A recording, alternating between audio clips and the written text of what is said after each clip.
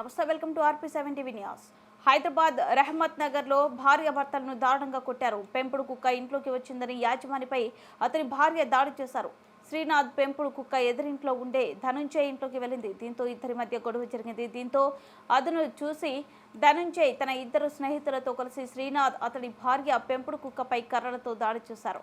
దీంతో శ్రీనాథ్ అతని భార్యకు తీవ్ర గాయాలయ్యాయి.